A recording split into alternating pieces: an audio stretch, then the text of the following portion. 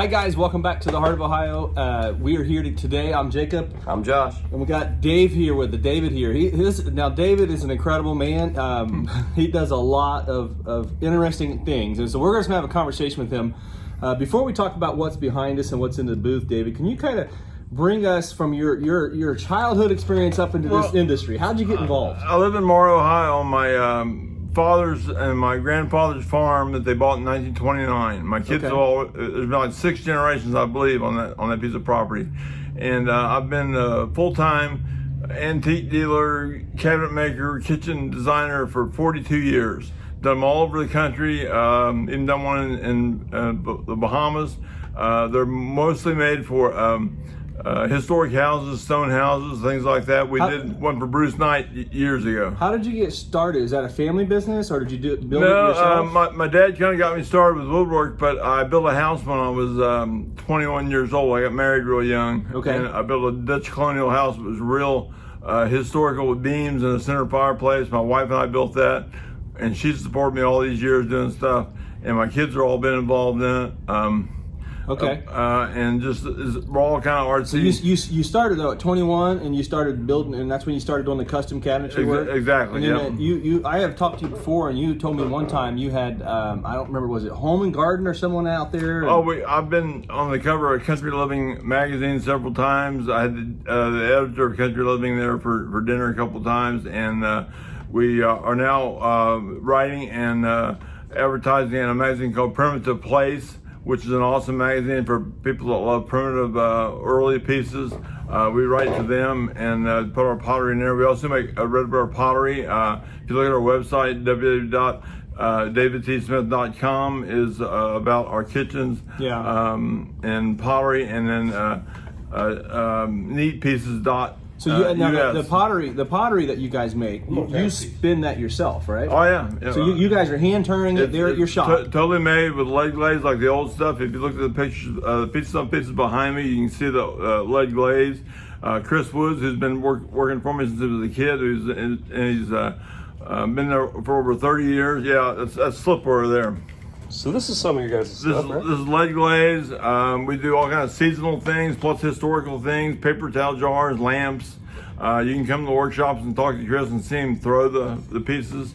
So how long does it take to make a piece like Josh is holding here? Really pretty quick. To actually make it is the time from making the plate to quilling it, to letting it dry, to putting the lead glaze on it. We have a wood-fired kiln that we fire with scraps from the furniture business. Yeah. And so it takes a while, but it's as authentic as it can get. So you got every piece is signed on the back, right? So this is the artist name. Can't use it for food, right? Can't use it for food. This is for decoration only. Right. And you guys have these for sale here in the Antique Center. Oh yeah. And so in the back of the building 6.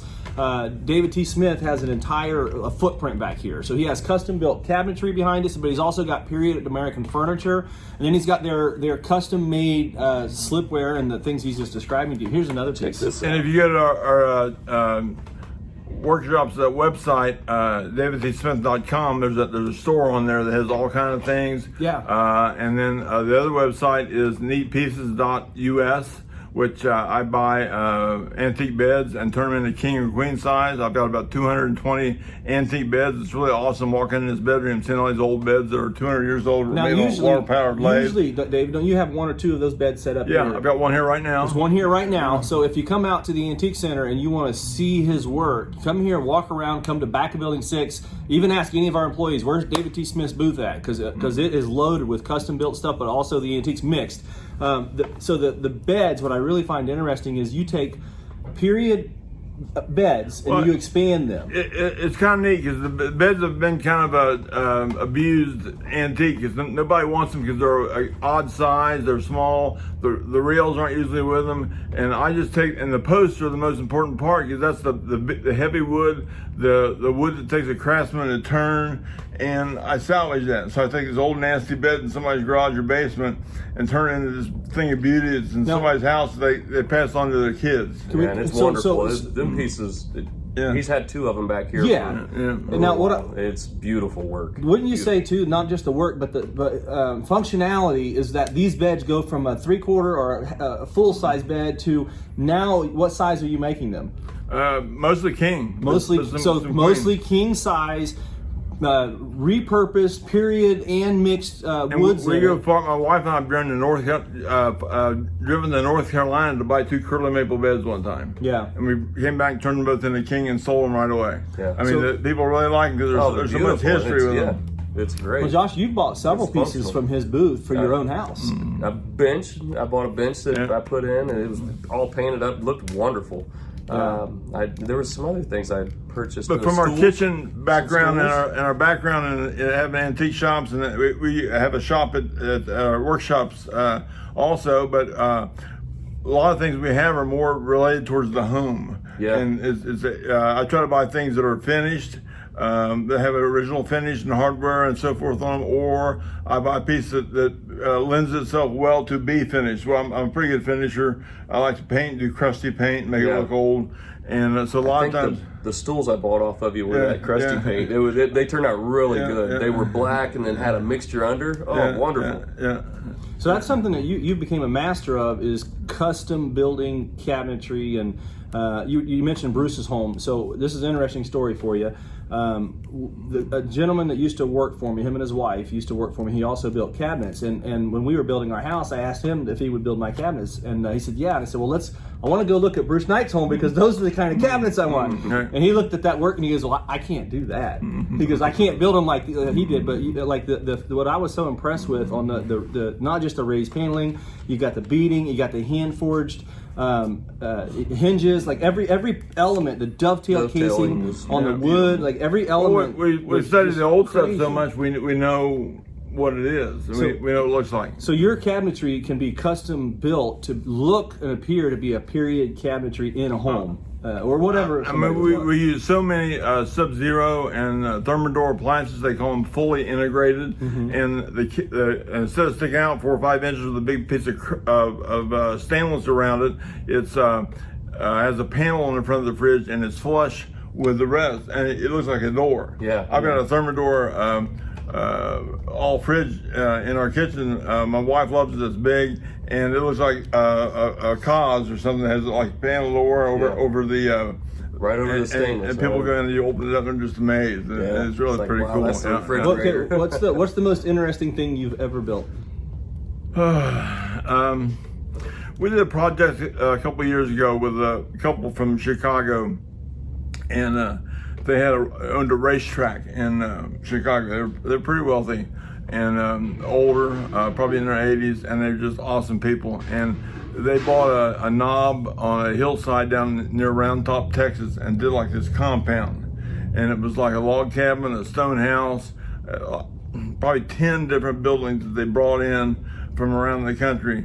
And I think they just, their kids weren't interested in it. They just did it for the fun of it, I think. Yeah. And they had people all over the country working on it. And that was awesome. I haven't talked to them. Go down there and be a part of that. So what'd you build there? A kitchen? Built a kitchen, and I started on it in 2008, and we finished it last year. Wow. And I was with her the whole time, working on the internet. We get on the internet like at 9 o'clock on Saturday night, and we work all night sometimes on stuff. And she was really into it. And it's just, but we've done a lot of neat ones. I did a job for a CEO of Ernst & Young one time in St. Louis, and he was the president of Ernst & Young in China. And we had to talk at like 2 o'clock in the morning on Saturday night because he had to get on the company internet. He couldn't use his home internet, and he'd be in China. Wow. I'd be in Morrow, and we would be designing his kitchen. So I think something interesting our viewers can pick up on is these guys are willing to work with you on what you want, and they want to make it so that at the end of the day, you're happy with what you're going to get. And you had told us before, we got a QR code here at the Antique Center. You come and you visit, and just pop that QR code on your phone. It brings up the whole website, all kind of stuff on there. And you had mentioned at some point maybe we can get a demonstration out here throwing some pots at some point. Oh, sure, yeah, it'd be great. It'd be a fun thing to do. If we do that, maybe we'll do a live. I don't know. When we get to enough viewers, we'll do a YouTube live and have you guys come out and throw some pots. Carly and Julie do YouTube lives at the shop. Yeah, we have a wood kiln that's a big masonry kiln that we fire with firewood, and they'll do it him firing it with flames, and they'll do one opening it, and you never know what you're gonna get. But 90% wonderful always. So Great. That'd be fun to go down and see. something else that I seen, I'm gonna ask you to dive into a little bit. I seen you make a custom built Shively cupboard for Bruce's daughter. Can you elaborate any on something like that? Do you do that very often? Was that a one-of or? Bruce had an original big large Shively cupboard. There's like 4 or 5 of them known at the time, and Elmer Webster had one, and Bruce won one for his daughter, and he had a set of china for his daughter. So a friend of mine, Larry Huff, helped me build it. We drew it, he built it, and made a cherry with a maple cock beating, just exactly like the original. And it was awesome, and I assume they still have it. He had the original Shively, and then in his basement, he had a Shively top on a marriage base. Yeah. Well, I was out buying one day, and I found the original Shively cupboard about 2 miles from where Shively lived in Dayton. Yeah. In a garage sale. At a yard sale? You found a Shively cupboard at a yard sale. And the base of the cupboard had been cut off. The base of the base had been cut off, but you could tell it was a Shively because it had the pins and the wedges. Right. And it was pouring rain, and I started loading it up, and I had this revelation: this is a Shively cupboard. And anyway, I sold the base of it to Bruce, and we totally remade it to fit his top. And the thing that was weird is that top he had the wedges that fit the base perfectly. So you put it back together. You put the two pieces Shively made together, and you just kind of put your touch on it. But you brought a wonderful period piece back to itself. Now, interesting. A lot of our viewers are like, "What is the Shively cupboard?" They have no idea what you're talking about. So, do you know any background on Shively? Shively cupboard was made by Christian Shively, and just north of Dayton. He was a Pennsylvania German cabinet maker that made furniture here. He made several of these for his kids. There's the OAR, Ohio Antique Review magazine, probably 25 years ago, did like a 2 or 3 page article on him and the cupboards. I've only seen, saw Elmer's, I saw Bruce's, and the one I made, and there's been 2 or 3 more that went on auction. They all kind of just a little bit different. The drawers were a little bit different. The panels were a little bit different, but you could just tell that it was his hand. What's the record one of those have brought so far at auction? Do you know? One brought 80,000. 80,000. Yeah, and probably in the 80s. Probably. Well, think about that for a second. He found a piece to an $80,000 cupboard at a yard sale. That blows my mind. Well, we just had that blanket chest here in your lobby. Yes. I bought a Soap Hollow blanket chest off the internet, and the last one sold at Gar's for $16,000. And you bought it off the internet? And I bought it off the marketplace. Wow, off marketplace. You gotta be vigilant and hunt. You gotta hunt. You know. That's not a secret to this business, is not be afraid to go hunt. Yeah, right? yeah. And you gotta drive. I wouldn't have half the crap I've got if I wasn't willing to drive. What's the farthest you went to pick up something? Probably St. Louis. St. Louis? Okay. Yep. Okay, cool. I used to do a lot of business. I used to do a lot of kitchens out there. In St. Louis? Yeah. Okay. So if our viewers are interested and they want you to build a kitchen, from the time they contact you until the kitchen is finished in their house, what kind of time frame does that Just take? depends on our time frame, how backlogged we are. We're out into the first of the year right now, and we've got other jobs that are out farther than that. But we've got time. We can always work stuff in. I've got just an awesome group that just really is the best design, the best build, the best finish, everything. Yeah. And I'd say if somebody ordered a kitchen today, it'd take us probably 3 weeks to a month to kind of design it in a fast track, and then another month to build it, a month to finish it really and realistically.